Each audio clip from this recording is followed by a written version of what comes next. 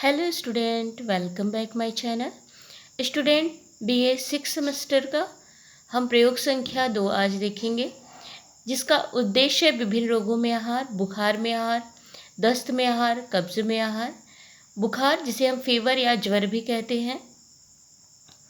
जब किसी व्यक्ति को ज्वर होता है तो उस समय उसको कैसा आहार देना चाहिए, ये यहाँ हम पढ़ेंगे।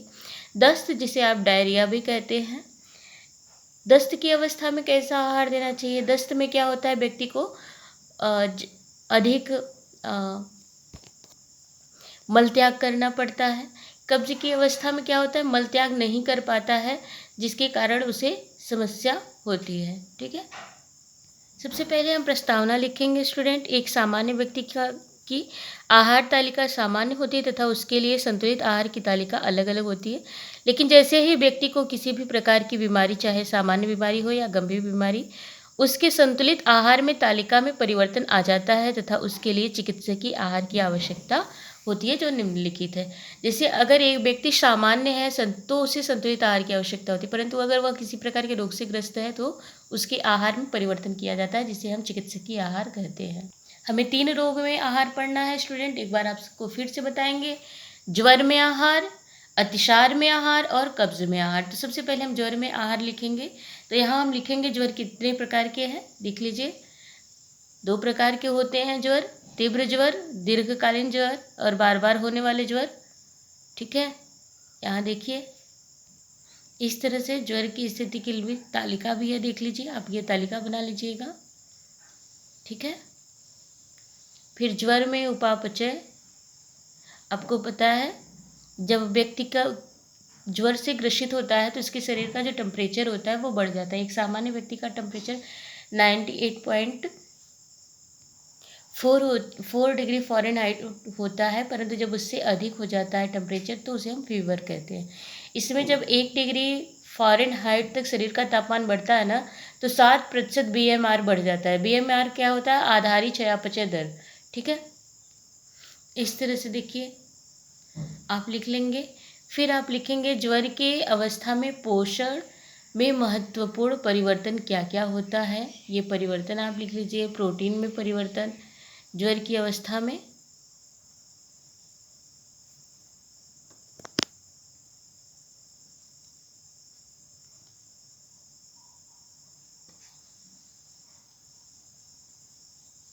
खनिज लवण की मात्रा में परिवर्तन,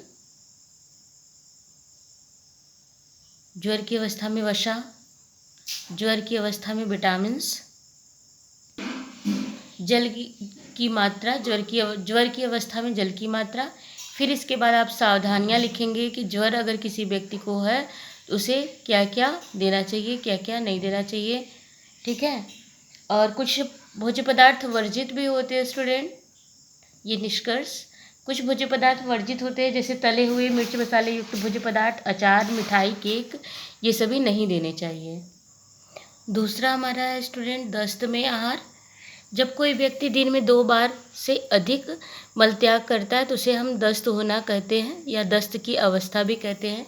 दस्त के कारण क्या होते हैं, तो नॉर्मली विषाक्त भोजन, अगर आपने जो भोजन ग्रहण किया है वो विषाक्त है, विषैले है, तो उससे मनोवैज्ञानिक कारण, जब आपको जैसे कभी आपको क्या होता है, घबराहट होती है कोई तो भी कोई दुर्घटना हो जाता है तो भी आपको दस्त होने लगती है, तो मनोवैज्ञानिक कारण भी होते हैं।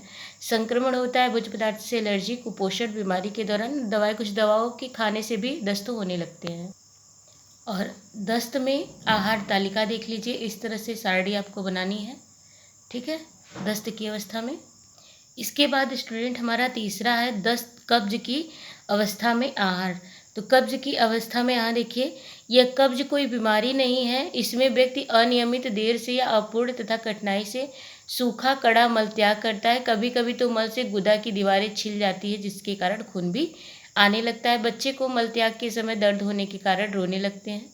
ठीक है, कब्ज में पेट पूरी तरह से साफ नहीं हो पाता है, जिससे जी मिचलाने लगता है, भूख नहीं लगता, सिर दर्द होने लगता है, जीभ खराब हो जाते हैं। ठीक है, और फिर कब्ज के प्रकार कितने हैं, ये 3 प्रकार के होते हैं, देख लीजिए। कब्ज के कारण क्या होते हैं, तो कब्ज के कारण पहला होता है शौच जाने की अनियमित आदतें। जब शौच जाने की नियमित रूप से आदत नहीं होती है तो भी कब्ज होने का कारण होता है। फिर सेकेंड है हमारा पर्याप्त विश्राम न करना तथा अनियमित भोजन करने से, जैसे यात्रा के दौरान। तीसरा है दोषपूर्ण भोजन करना, जैसे पर्याप्त मात्रा में जल या तरल पदार्थ न लेना, रिफाइंड ऑयल का ज़्यादा उपयोग करना, ठीक है, मतलब अधिक मिर्च मसाले युक्त भोजन ग्रहण करना। बीमारी तथा मानसिक तनाव की स्थिति में कब्ज होता है। उचित व्यायाम न करने से भी समस्या होती है। आहार में रेशे युक्त भोजन नहीं लेने से भी होता है। आंत की बीमारी होने के कारण भी होता है और आंतों में सूजन हो जाता है, ठीक है। आंत की बीमारी होने के कारण, जिससे आंत में सूजन हो जाना, तो भी कब्ज हो जाता है। इसके बाद आप लिखेंगे स्टूडेंट, आहारी चिकित्सा द्वारा कैसे सब कब्ज को ठीक किया जा सकता है, ठीक है। आहारी चिकित्सा द्वारा कब्ज का उपचार, उसमें कैसे पौष्टिक तत्वों की आवश्यकता होती है, ठीक है। मतलब कब्ज के दौरान पौष्टिक तत्वों की आवश्यकता, तो प्रोटीन कितना चाहिए, 60 से 80 ग्राम पर डे, वसा, ठीक है, कार्बोहाइड्रेट, विटामिन्स, जल और कैलोरीज, आप इस तरह से लिख लीजिएगा, ठीक है। ये चार्ट आप बना लीजिएगा स्टूडेंट। कब्ज वाले व्यक्ति के आहार में उपस्थित भोज्य पदार्थों की मात्रा इतनी होनी चाहिए, और फिर उनके एक दिन की आहार तालिका आप इस तरह से बना लीजिएगा, ठीक है। तो इस तरह से हमारा प्रयोग संख्या 2 आज कंप्लीट हुआ। नेक्स्ट वीडियो में आपको प्रयोग संख्या 3 हम बताएंगे। Thank you for watching my video.